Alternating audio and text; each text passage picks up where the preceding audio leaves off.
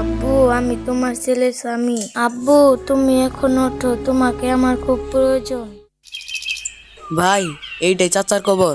মারুফ, দেখ কবরের মধ্যে অনেক ময়লা হয়ে গেছে।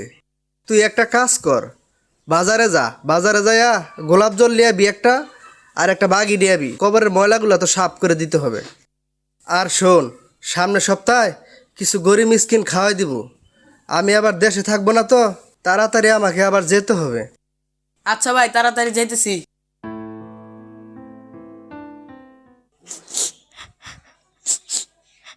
কি ব্যাপার, এই ফাঁকা কবরস্থানে বাচ্চার কান্নার আওয়াজ আসে কোত্থেকে?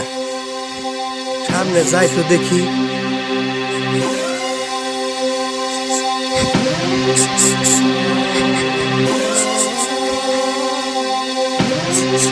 আব্বু, ওঠো না, হুজুর বলছে কালকে বেতন নিয়ে যাইতে। বেতন না নিয়ে গেলে বলছে তোমাকে নিয়ে যাইতে।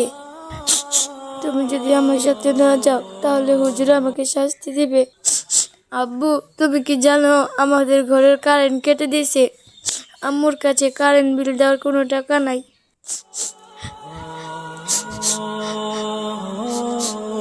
আব্বু, তুমি কি আল্লাহর কাছে চলে গেছো?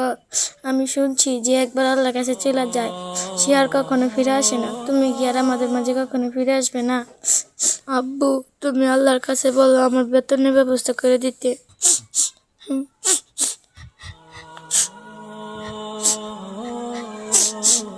আব্বু, এই দেখো আমার টিফিন বাটি খালি। 2 দিন ধরে কিছু খাই না। তুমি আল্লাহ তাআলাকে বলো আমাদেরকে খাবার দিতে। আমি বড় হয়ে আল্লাহ তাআলার ঋণ শোধ করে দেব। আব্বু, তুমি কি জানো আমার আম্মু প্রতি রাতে না খেয়ে ঘুমায়?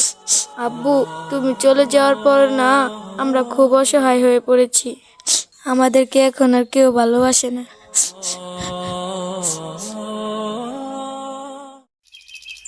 হ্যালো মারুফ, তোর কোনো কিছু আনতে হবে না, তুই এখনই চলে আয়।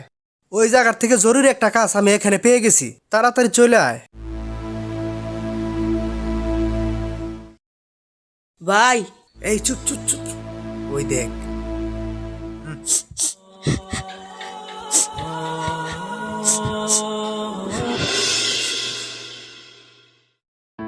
সবকিছু তো দেখলি। হ ভাই।